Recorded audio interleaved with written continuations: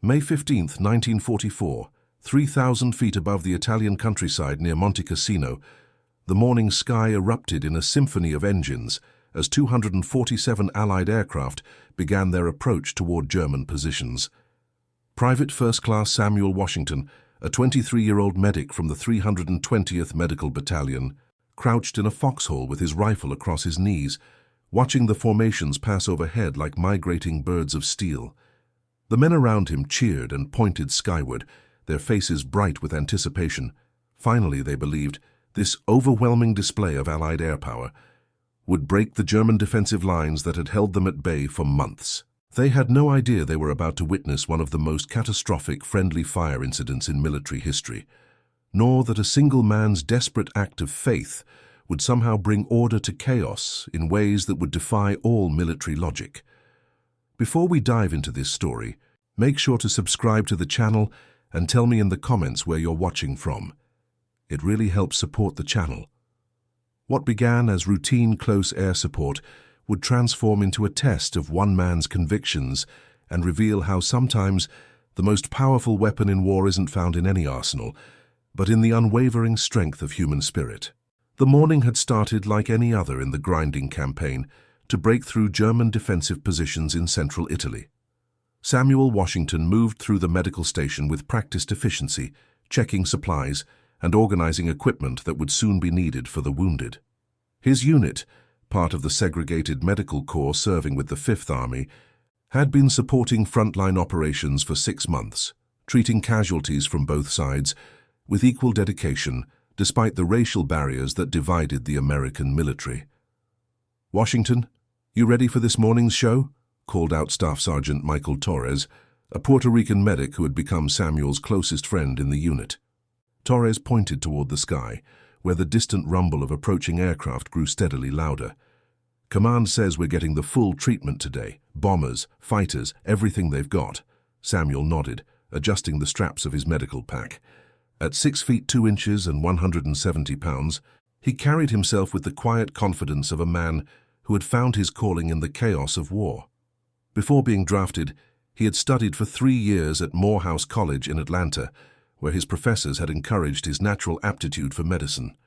The Army had initially assigned him to a labor battalion, but his educational background and calm demeanor under pressure had eventually earned him a transfer to Medical Corps. "I've got a bad feeling about this one," Samuel said quietly, checking his rifle for the 3rd time that morning. "Something doesn't feel right about the whole setup." Torres laughed and slapped him on the shoulder. "You've been saying that for weeks, hermano. Today's the day we finally push through their lines. Intelligence says they've only got skeleton crews left in those positions." The intelligence reports had been optimistic for good reason. German forces in this sector had been steadily depleted through weeks of constant pressure from Allied ground forces. The 441st Infantry Regiment, which Samuel's medical unit supported, had advanced to within 800 yards of German defensive positions, marking the closest they had been to a breakthrough in months. Allied commanders, eager to capitalize on this progress, had ordered massive air support to soften German positions before the final assault. Captain Richard Hartwell, commanding officer of the 320th Medical Battalion, gathered his medics around the command post at 0730 hours. Hartwell, a career military man from Ohio, who had earned grudging respect from his predominantly African-American unit through fair treatment and genuine concern for his men, spread a field map across a wooden crate that served as their briefing table. "Gentlemen, today's operation is designated Operation Breakout," Hartwell announced, his voice carrying across the assembled medics. "We have 247 aircraft inbound for close air support, followed by a coordinated ground assault by 3 full battalions. Medical stations will be established at coordinates Alpha through Charlie, with forward aid stations positioned 500 yards behind advancing infantry." Samuel studied the map carefully, noting the proximity of Allied positions to the target area. "Sir, what's the safety margin between our forward elements and the bombing target?" he asked, his training at Morehouse having taught him to question details that others might overlook. "Standard protocols are in effect," Hartwell replied, though Samuel noticed a slight hesitation in the captain's voice. "All forward elements have been briefed on positioning, and aircraft crews have detailed maps of friendly positions." The briefing concluded at 0800 hours, and the medics dispersed to their assigned positions. Samuel's team was tasked with establishing a forward aid station designated Alpha 2, positioned to support the anticipated casualties from the morning's assault. As he walked toward his assigned sector, Samuel noticed something that made him pause. Colored panels that were supposed to mark Allied positions for aircraft recognition were scattered and poorly placed, some partially obscured by vegetation or battlefield debris. Lieutenant Colonel James Patterson, commanding the 441st Infantry Regiment, stood in his command bunker, studying radio reports from forward observers. Patterson, a veteran of campaigns in North Africa and Sicily, had developed an instinctive feel for the rhythms of combat, and something about this morning's operation troubled him. The German positions had been unusually quiet for the past 2 days, with minimal artillery fire and almost no visible movement in their defensive lines. "Colonel, air support is inbound in 15 minutes, reported his communications officer, Lieutenant Robert Chen, a Chinese-American signals specialist whose family had been interned in California while he served overseas. All aircraft are maintaining radio contact and following approved flight paths." Patterson picked up his field binoculars and scanned the German positions ahead. Through the magnified lens, he could see the intricate network of trenches and bunkers that had stymied Allied advances for weeks. What concerned him was the absence of any obvious target markers or defensive activity that would normally precede a major bombing operation. "Chen, get me on the horn with air traffic control," Patterson ordered. "I want confirmation that aircraft crews have updated position reports for all friendly elements." The radio crackled with static as Chen established communication with the Air Coordination Center. "Sir, air control confirms all aircraft have current friendly position markers and are proceeding as briefed." Meanwhile, 8 miles away at the airfield designated Zebra 4, Major William Thompson was conducting final briefings for the bomber crews that would lead the morning's attack. Thompson, a former civilian pilot from Texas who had accumulated over 300 hours of combat flying time, stood before pilots and bombardiers of the 99th Bomber Group, reviewing target photographs and navigation waypoints. "Gentlemen, today's target is designated Victor 7, a series of defensive positions approximately 2 miles north of Monte Cassino," Thompson announced, pointing to aerial reconnaissance photographs pinned to a bulletin board. "Intelligence indicates minimal civilian presence in the target area, and all friendly forces have been pulled back to safe distances." Captain Daniel Murphy, an Irish-American bombardier with 23 successful missions to his credit, raised his hand. "Major, what about ground marking for friendly positions? The photographs show some inconsistency in panel placement." Thompson consulted his briefing notes. "All friendly positions are marked with standard orange identification panels, and ground forces have been instructed to maintain minimum distances from target areas. Weather conditions are optimal, with clear visibility and minimal wind drift affecting accuracy." As the briefing concluded, bomber crews began their pre-flight preparations. The 99th Bomber Group operated 42 B-25 Mitchell bombers, each carrying a payload of 4,000 pounds of high-explosive ordnance. Supporting them would be 63 P-47 Thunderbolt fighters from the 92nd Fighter Group, tasked with providing air cover and conducting strafing runs on any remaining German positions. At 09:15 hours, the first wave of aircraft appeared over the target area.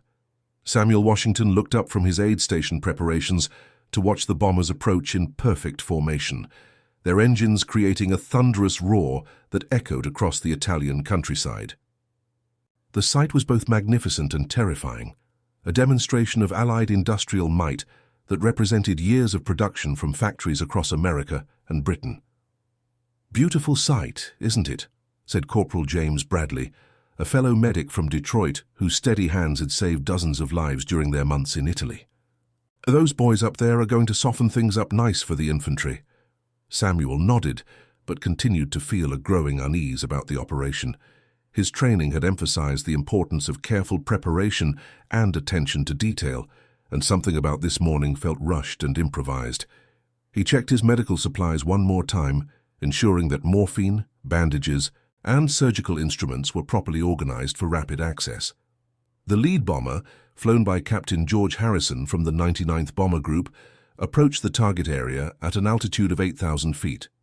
Harrison, a 26-year-old pilot from Nebraska, with 41 successful missions, peered through his cockpit windscreen at the terrain below. The bombing run would follow a standard approach pattern, with aircraft releasing their payloads in sequence to maximize coverage of German defensive positions. "Target area in sight," Harrison reported over his radio, "beginning bombing run at current heading." Behind him, Bombardier Lieutenant Frank Kowalski adjusted his Norden bomb sight and prepared to guide the aircraft toward the release point. Kowalski, whose family had emigrated from Poland before the conflict, had developed a reputation for precision bombing that made him one of the most valued crew members in his squadron. "Bombardier to pilot, I'm picking up ground panels, but they don't match the pattern shown in our briefing materials," Kowalski reported, his voice carrying a note of concern.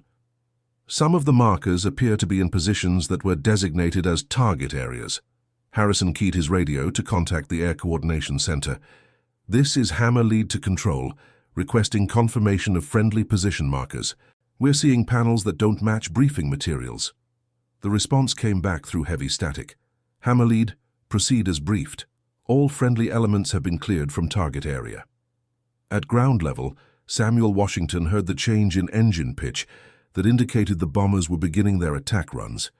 He looked around at his fellow medics and noticed that several of them were pointing toward colored panels that marked Allied positions, panels that seemed perilously close to where the aircraft were heading. "Something's not right here," Samuel said aloud, his voice carrying the authority of his education and training. "Those planes are coming in too close to our forward positions." Staff Sergeant Torres followed Samuel's gaze and felt his stomach tighten with recognition. "Dios mío, they're heading straight for the 441st's positions." The realization hit them simultaneously. The bombing run was targeting Allied forces instead of German defensive lines. Samuel grabbed his field radio and tried to establish communication with higher headquarters, but the airwaves were crowded with routine operational chatter that made urgent communications difficult to transmit. Captain Harrison, still approaching the target area, continued to notice discrepancies between his briefing materials and what he observed on the ground. The colored panels that were supposed to mark enemy positions were clearly visible, but they appeared to be in locations that his navigation charts indicated should contain Allied forces. "Control, this is Hammer Lead," Harrison transmitted. "I need immediate clarification on ground positions. Visual indicators are not matching briefing materials." The response was immediate but unhelpful. "Hammer Lead, you are cleared to engage target as briefed. Proceed with mission." Lieutenant Kowalski, still peering through his bomb sight, made a decision that would haunt him for the rest of his life. Following orders despite his growing concerns, he aligned his crosshairs with the target area and prepared to release the aircraft's bomb load. "Bombardier ready," he reported. "Beginning final approach." On the ground, Samuel Washington watched in horror as the lead bomber stabilized on its attack run, heading directly toward positions occupied by American infantry. Without hesitation, he dropped his rifle and fell to his knees in the mud of his foxhole, clasping his hands together in prayer. "Lord, please protect those men," he said aloud, his voice carrying across the aid station with surprising clarity. "Don't let this terrible mistake happen." Around him, other medics stopped their preparations to stare at Samuel's sudden display of faith. In an army where religious expression was often kept private, his public prayer in the face of impending disaster created a moment of profound stillness amid the chaos of war. The first bomb fell at exactly 09:23 hours, impacting directly in the center of Company B's forward positions. The explosion sent a massive column of earth and debris skyward, followed immediately by secondary explosions as ammunition stocks were hit. Samuel's prayer became more intense as he watched the devastation unfold. "Please, God, make them stop," he continued, his voice now joined by Torres and Bradley, who had also knelt beside their friend. "Give them wisdom to see their mistake." Additional bombs began falling in rapid succession, each impact creating massive craters in what had been American defensive positions just minutes earlier. The thunder of explosions mixed with the screams of wounded men created a hellish cacophony that seemed to validate every nightmare about the chaos of war. Captain Harrison, still in his bomber, received frantic radio calls from ground observers, reporting that Allied positions were being hit. The realization that his aircraft had just contributed to a massive friendly fire incident struck him like a physical blow. "All aircraft, this is Hammerlead. Cease bombing immediately," he transmitted on all frequencies. "We are hitting friendly positions. Abort current mission." But the damage was already spreading beyond the initial impact zone. Other bombers in the formation, following standard operating procedures, continued their bombing runs based on their original briefing instructions. The complexity of aerial operations meant that stopping a coordinated attack required time and clear communication that was difficult to achieve amid the confusion of combat. Samuel's prayer intensified as more bombs fell around the American positions. His faith, developed through years of Baptist upbringing in rural Georgia, had sustained him through the hardships of segregated military service and the horrors of treating wounded soldiers. Now, faced with disaster beyond human control, he turned to the same source of strength that had guided him through previous crises. "Lord, you have the power to stop this madness," he prayed, his voice rising above the explosions. "Please touch the hearts of those pilots and help them see what they're doing." The prayer seemed to create a strange calm around the aid station, as if Samuel's faith was generating a protective barrier against the chaos exploding around them. Other soldiers, both black and white, began joining the prayer circle, drawn by something they couldn't fully understand but desperately needed. Major Thompson, monitoring radio communications from his command aircraft, finally grasped the full scope of the disaster unfolding below. His bomber group had been attacking Allied positions for over 3 minutes, inflicting casualties on the very forces they were supposed to support. All aircraft, this is command control," Thompson transmitted with urgency that cut through radio static. "Immediate ceasefire. Abort all bombing runs. We are hitting friendly forces." The message began reaching bomber crews across the formation, but the momentum of a coordinated air attack made immediate cessation difficult. Aircraft that had already committed to bombing runs found themselves unable to abort without risking collision with other planes in the formation. Lieutenant Kowalski, having already released his first set of bombs, prepared for his second pass over the target area when Harrison's abort order reached his aircraft. The bombardier, who had been fighting his own doubts about the mission, felt overwhelming relief at the permission to stop what had become a nightmare scenario.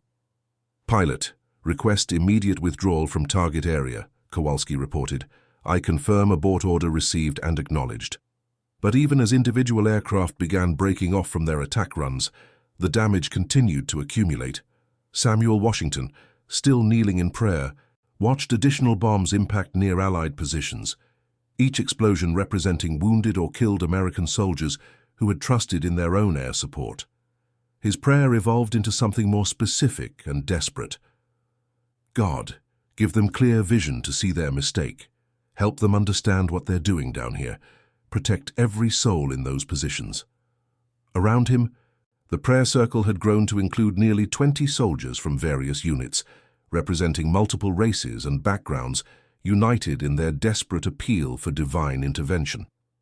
The sight of an integrated group of American soldiers praying together in 1944, Italy represented something almost as remarkable as the unfolding disaster itself.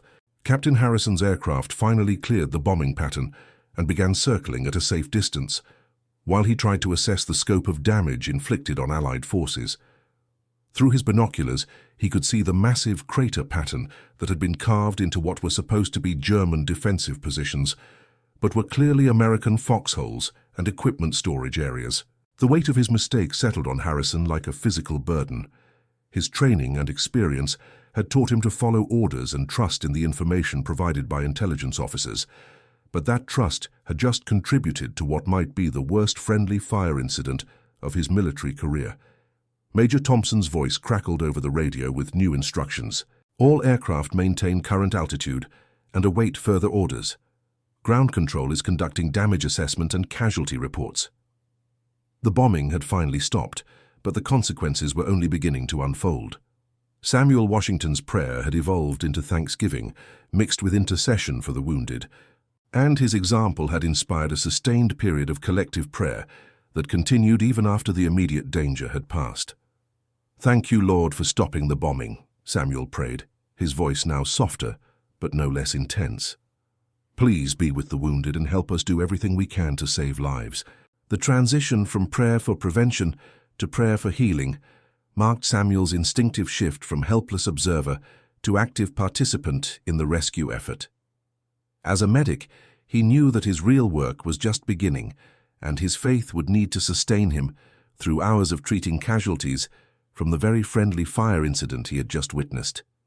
Lieutenant Colonel Patterson, commanding the 441st Infantry Regiment, emerged from his command bunker to survey damage that exceeded his worst nightmares. The bombing attack had lasted only 7 minutes, but those minutes had inflicted more casualties on his regiment than the previous month of fighting against German forces. "Casualty report," Patterson shouted to his communications officer, Lieutenant Chen, who was frantically coordinating with company commanders across the regiment's area of operations. "Sir, preliminary reports indicate at least 60 casualties from the bombing," Chen replied, his voice tight with emotion. "Company B took the worst hit, with their entire forward platoon position destroyed." The numbers represented more than statistics to Patterson. They were soldiers he had led through multiple campaigns, men whose families he had written to during previous casualties, units he had trained and equipped with care and attention that reflected his commitment to their welfare. Samuel Washington, having concluded his prayer, immediately began organizing his medical team for the massive casualty response that would be required. His training had prepared him for treating combat wounds, but nothing could have prepared him for the psychological impact of treating friendly fire victims. "Torres Bradley, gather all available medical supplies," Samuel ordered, his voice carrying the authority of a man who had found his purpose in crisis. "We're going to need everything we have, and probably more." The aid station transformed into a scene of controlled chaos as medics prepared stretchers, organized surgical equipment, and established triage protocols for treating multiple casualties simultaneously. Samuel's calm demeanor and methodical approach became a stabilizing influence on the entire medical team. Staff Sergeant Torres, who had served with Samuel for 6 months, noticed something different in his friend's bearing following the prayer session. The quiet confidence that had always characterized Samuel seemed amplified, as if his public display of faith had somehow strengthened his resolve and clarity of purpose. "Samuel, I've never seen anything like what just happened," Torres said quietly as they loaded medical supplies onto stretchers. "When you started praying, it was like the whole world got quiet for a minute." Samuel nodded thoughtfully, checking his morphine supplies and surgical instruments. Sometimes a man has to do the only thing he knows how to do, and trust that God will handle the rest. The first casualties began arriving at the aid station within minutes of the bombing's conclusion. Samuel found himself treating Private Ronald Mackenzie from Company B, a 19-year-old farm boy from Iowa whose right leg had been severely injured by bomb fragments. Mackenzie's wound required immediate attention to prevent blood loss that could prove fatal. "You're going to be fine, soldier," Samuel said, as he applied pressure bandages and prepared morphine injection. "We've got you now, and you're going to make it through this." Mackenzie, semi-conscious from pain and shock, looked up at Samuel with confusion and fear. "What happened up there?" "I thought those were our planes." The question highlighted the deepest tragedy of friendly fire incidents, the psychological trauma experienced by soldiers who were attacked by their own forces. Samuel had no easy answers, but his medical training had taught him the importance of providing emotional as well as physical care to wounded soldiers. "Sometimes things go wrong in ways nobody can predict," Samuel replied while continuing his medical treatment. "What matters now is that we take care of each other and get you the help you need." As Samuel worked on Mackenzie's wounds, he found himself silently continuing the prayer that had begun during the bombing. His faith, rather than being shaken by the disaster he had witnessed, seemed strengthened by the opportunity to serve others in their moment of greatest need. Captain Hartwell arrived at the aid station 40 minutes after the bombing concluded, his face grim with the knowledge that his medical unit would be dealing with friendly fire casualties for the rest of the day. The scope of the disaster had overwhelmed the regiment's normal medical capacity, requiring coordination between multiple aid stations and evacuation procedures to rear area hospitals. "Washington, "I need a status report on casualties and medical supply requirements," Hartwell ordered, noting the organized efficiency with which Samuel's team was processing wounded soldiers. "Sir, we've treated 12 casualties so far, with 5 requiring immediate evacuation to surgical facilities," Samuel reported, while maintaining pressure on another soldier's wound.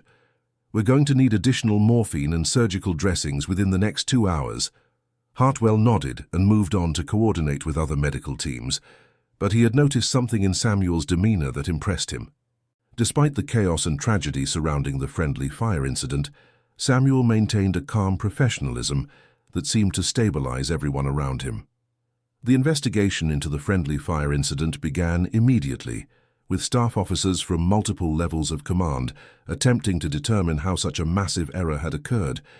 Captain Harrison and his bomber crew were interviewed extensively about their navigation procedures and communication protocols during the mission. "Captain, walk me through your decision-making process during the bombing run," requested Colonel James Morrison, the investigating officer, assigned to determine responsibility for the incident. Morrison, a career Air Force officer with extensive experience in air-ground coordination, understood the complexity of factors that could contribute to such disasters. Harrison stood at attention in the investigation tent, his flight suit still bearing traces of the morning's mission.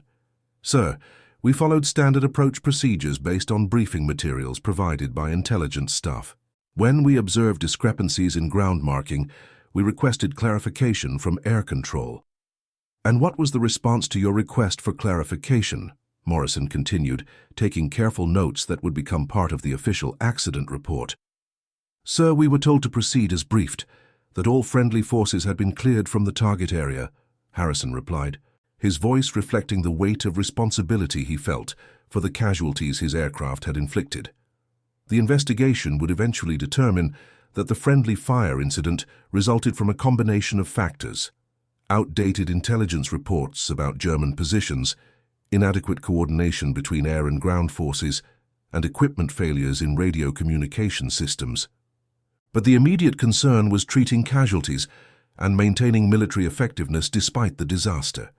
Samuel Washington continued treating wounded soldiers throughout the afternoon, his medical skills and calm demeanor making him one of the most effective medics in the entire casualty response effort. His earlier prayer had somehow prepared him for the difficult work that followed, providing emotional strength that sustained him through hours of treating grievous wounds. "Washington, you've been working for 6 straight hours," observed Staff Sergeant Torres during a brief pause in casualty arrivals. "When's the last time you took a break or had something to eat?" Samuel looked up from cleaning surgical instruments, realizing for the first time how exhausted he had become. But the satisfaction of having saved lives throughout the day provided energy that seemed to transcend physical fatigue. "I'm fine, Torres," Samuel replied, checking his watch and noting that it was mid-afternoon. "These men need medical attention more than I need rest." The dedication Samuel displayed following the friendly fire incident began attracting attention from officers throughout the regiment. Colonel Patterson, who had lost more soldiers to friendly fire than he had to German action during the past month, made a point of visiting the aid station to observe Samuel's work personally. "Private Washington, I've been hearing remarkable reports about your performance today," Patterson said, addressing Samuel directly despite military protocols that normally required communication through intermediate officers. "Your work has saved lives that might otherwise have been lost." Samuel came to attention and saluted properly, but his response reflected the humility that had characterized his service throughout the campaign. "Sir, I'm just doing my job. Every medic in this unit has been working just as hard." Patterson nodded with approval, recognizing the kind of character and dedication that made exceptional soldiers. "Nevertheless, your contribution has been noted, and it will be reflected in official reports." As evening approached and casualty arrivals finally decreased, Samuel found himself reflecting on the events of the day. The friendly fire incident had been a disaster of unprecedented proportions for the regiment, but it had also revealed something about the power of faith and dedication in the face of seemingly insurmountable challenges. The prayer he had offered during the bombing had not prevented the tragedy from occurring. but it had somehow prepared him to respond with maximum effectiveness when his skills were most needed. The connection between his spiritual life and his practical service had become clearer than ever before. Staff Sergeant Torres joined Samuel outside the aid station as they finally took their first extended break since morning. The Italian countryside, which had been filled with the sound of explosions and aircraft engines 12 hours earlier, was now peaceful, under a canopy of stars that seemed to offer hope despite the day's tragedies. "Samuel, I keep thinking about what happened this morning when you started praying," Torres said, settling beside his friend on wooden ammunition crates that served as makeshift chairs. "I've never seen anything like the way you handled yourself today." Samuel looked up at the stars, thinking about the complexity of faith and service in wartime. His religious upbringing had taught him to seek God's guidance in all circumstances, but the experience of witnessing friendly fire and then treating its victims had tested his beliefs in ways he had never anticipated. "Sometimes you just have to trust that there's a purpose in things you can't understand," Samuel replied thoughtfully. "This morning was terrible, but maybe it needed to happen for reasons we won't know until later." The conversation was interrupted by the arrival of Captain Hartwell, who approached the two medics with news that would significantly impact Samuel's future military service.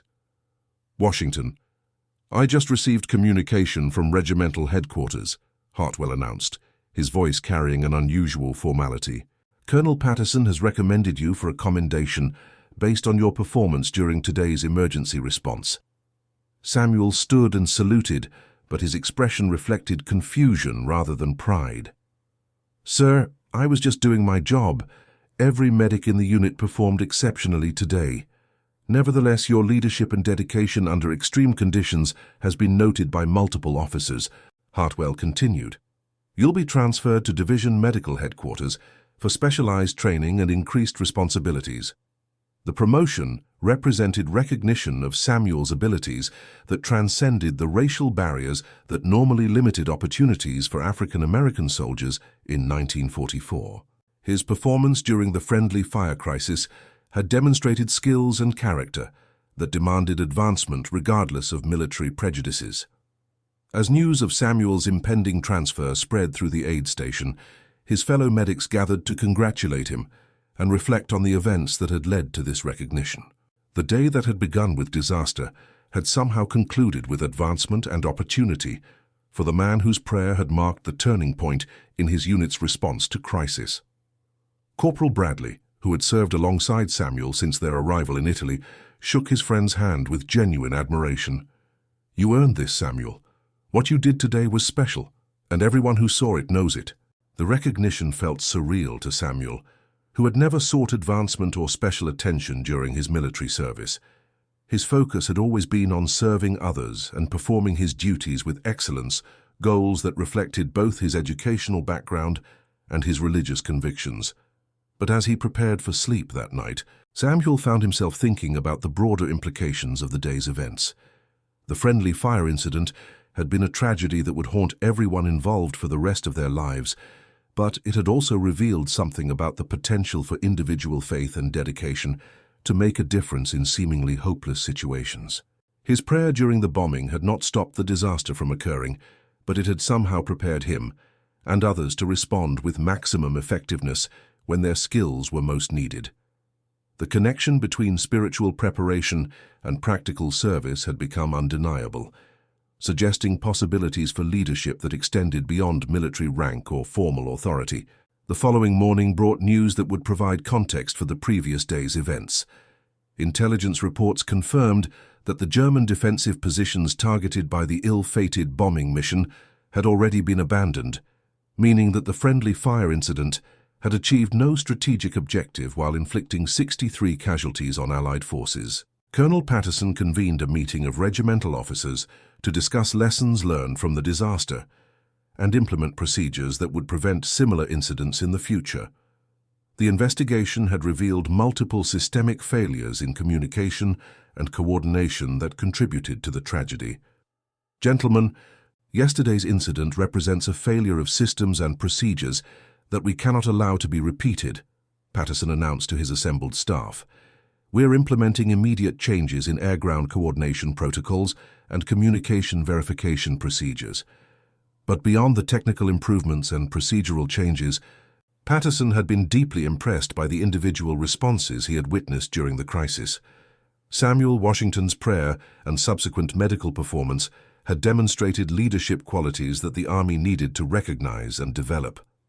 Samuel's transfer to Division Medical Headquarters took place 1 week after the friendly fire incident, marking the beginning of expanded responsibilities that would eventually lead to his commissioning as an officer. The path from enlisted medic to commissioned status was extremely rare for African American soldiers in 1944, reflecting both his exceptional abilities and the Army's gradual recognition of merit regardless of race. His new assignment involved training other medics and developing improved procedures for mass casualty response, work that directly applied lessons learned from the friendly fire incident. Samuel's experience treating dozens of wounded soldiers in a single day had provided insights into medical organization and crisis management that proved valuable for the entire division.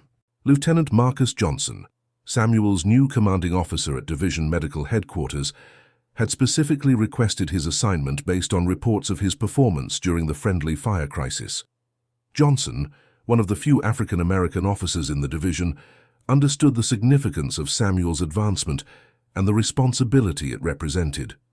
"Washington, your reputation precedes you," Johnson said during Samuel's first day at division headquarters. "What you accomplished last week has attracted attention all the way up to corps level."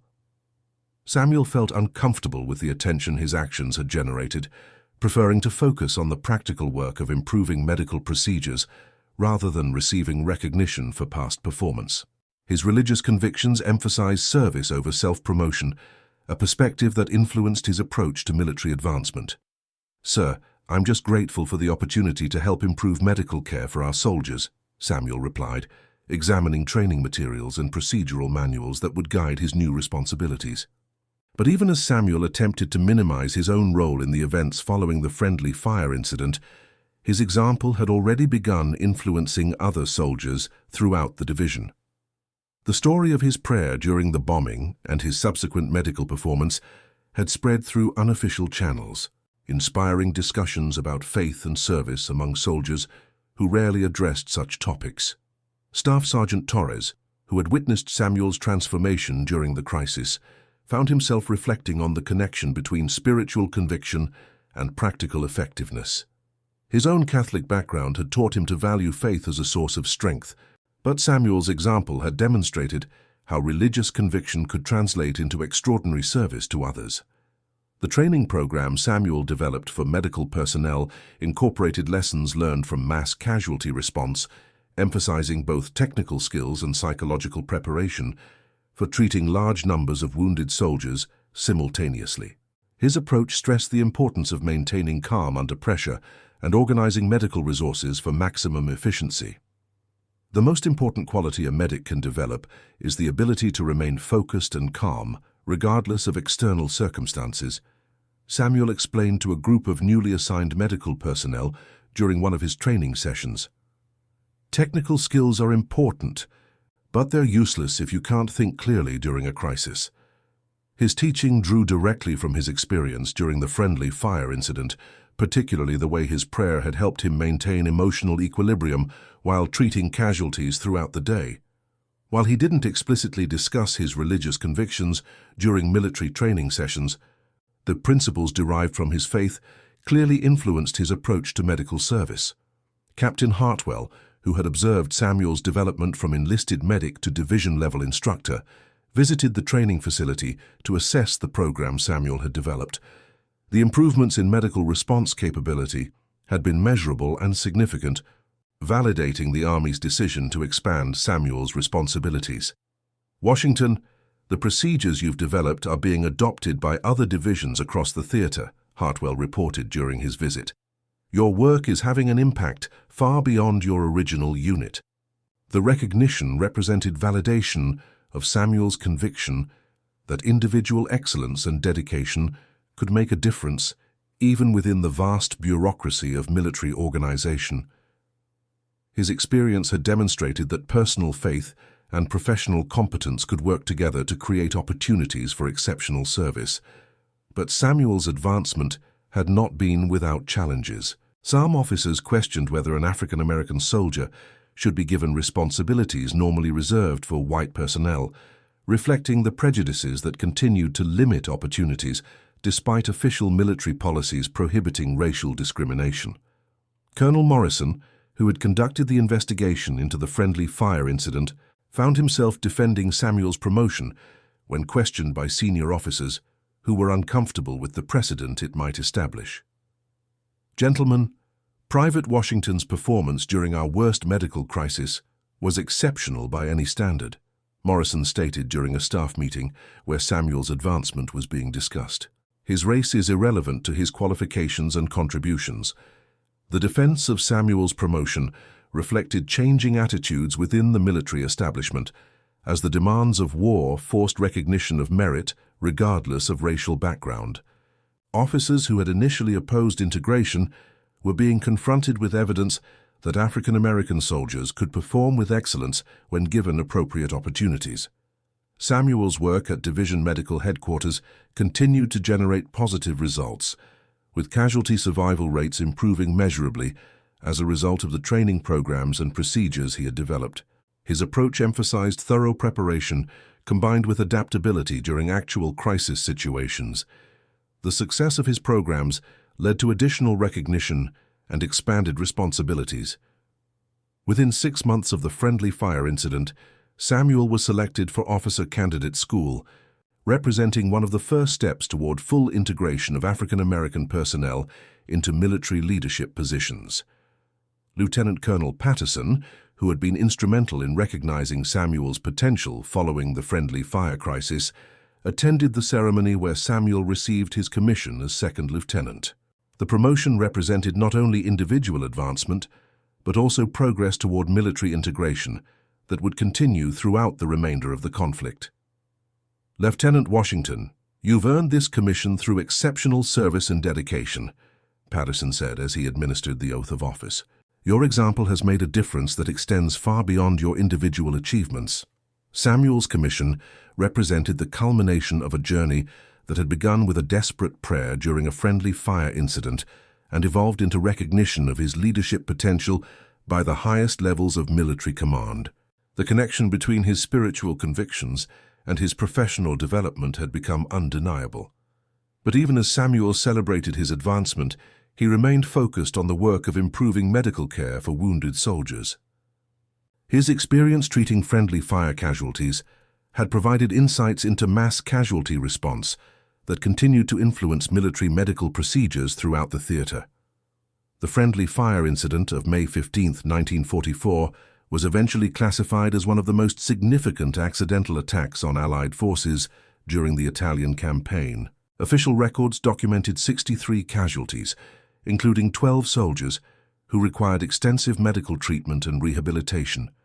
Captain Harrison, whose bomber had initiated the attack on Allied positions, was cleared of any wrongdoing by the investigation, which determined that equipment failures and inadequate communication protocols had contributed to the disaster. But the psychological impact of the incident continued to affect everyone who had participated in or witnessed the events of that morning. Harrison requested transfer to transport duties rather than continue flying combat missions, unable to reconcile his role in attacking Allied forces with his commitment to supporting ground troops. His decision reflected the lasting impact of friendly fire incidents on aircrews who were trained to provide support rather than inflict casualties on their own forces. The investigation's conclusions led to significant improvements in air-ground coordination procedures, communication protocols, and target identification systems that reduced the likelihood of similar incidents throughout the remainder of the war. Samuel's medical response had been instrumental in minimizing casualties, but the broader lessons learned helped prevent future disasters. Lieutenant Samuel Washington's continued service in the Medical Corps included assignments in post-war Europe and eventual transfer to civilian medical practice following his discharge. His military experience had provided training and leadership opportunities that prepared him for a distinguished career in medicine. The prayer he had offered during the friendly fire incident became a defining moment that influenced his approach to medical practice throughout his civilian career. His conviction that faith and professional competence could work together to serve others guided his treatment of patients and his involvement in civil rights activism during the 1950s and 60s. Staff Sergeant Torres, who had witnessed Samuel's transformation during the crisis, maintained contact with his friend throughout their military service and into civilian life. Their friendship, which had begun during the segregated military service of World War II, evolved into lifelong collaboration on veterans' affairs and civil rights issues. "Samuel, I still think about that morning when you started praying," Torres would say during their reunions decades later. "Something changed in that moment, not just for you but for all of us who saw it." The impact of Samuel's prayer and subsequent service extended beyond the immediate medical response to influence discussions about faith and service among military personnel throughout the division. His example had demonstrated that religious conviction could strengthen rather than weaken military effectiveness when properly integrated with professional competence. Colonel Patterson, who had commanded the regiment during the friendly fire incident, included detailed accounts of Samuel's performance in his post-war memoirs, crediting the young medic's leadership with preventing additional casualties and maintaining unit cohesion during the crisis. Private Washington's prayer during the bombing marked a turning point in our unit's response to disaster, Patterson wrote in his memoir. His faith somehow prepared him to serve with extraordinary effectiveness when his skills were most needed. The memoir brought wider attention to Samuel's role in responding to the friendly fire incident, leading to interviews and speaking engagements where he discussed the connection between faith and service in both military and civilian contexts. But Samuel consistently deflected attention from his individual role, preferring to emphasize the collective response of all medical personnel during the crisis. His humility reflected both his religious convictions and his understanding that individual heroism was less important than systematic improvements in medical care. The procedures Samuel had developed for mass casualty response were incorporated into military medical training throughout the post-war period, influencing emergency medical care in both military and civilian contexts. His innovations in organization and crisis management had lasting impact on trauma medicine. Dr. Samuel Washington, as he became known following completion of medical school using benefits provided by the GI Bill, established a practice that served both veterans and civilian patients, with emphasis on emergency care and trauma treatment. His military experience provided expertise that proved valuable in civilian medical practice. His involvement in civil rights activities during the 1950s reflected his conviction that individual excellence and service could contribute to broader social change. The same principles that had guided his military service influenced his approach to community activism and professional advancement. The friendly fire incident that had begun Samuel's journey toward leadership remained a source of painful memories for all participants, but it had also demonstrated the potential for individual faith and dedication to make a difference during humanity's darkest moments. Lieutenant Colonel Morrison, who had conducted the investigation into the incident, maintained that Samuel's response represented one of the finest examples of military service he had witnessed during his career. The combination of spiritual conviction and professional competence had created extraordinary effectiveness under pressure. Years later, when asked to reflect on the events of May 15, 1944, Samuel would emphasize the importance of preparation and faith working together to enable service during crisis situations. "For that morning taught me that prayer isn't a substitute for preparation and action," he would say, "but it can provide the strength and clarity needed to serve others when everything seems hopeless." The lesson had guided his approach to medical practice, military service, and civilian leadership throughout his life, demonstrating that individual faith could enhance rather than diminish professional effectiveness when properly understood and applied. The bombing had finally stopped, but the impact of Samuel's prayer and subsequent service continued to influence everyone who had witnessed or heard about his response to the crisis. His example had shown that extraordinary service was possible when spiritual conviction supported rather than replaced professional competence and dedication. The men who had knelt with Samuel in prayer during the friendly fire incident carried memories of that moment throughout their lives, describing it as a source of strength and inspiration during subsequent challenges. The integration of faith and service had created something greater than either element could achieve independently. And that concludes our story. If you made it this far, please share your thoughts in the comments. What part of this historical account surprised you most? Don't forget to subscribe for more untold stories from World War II, and check out the video on screen for another incredible tale from history. Until next time.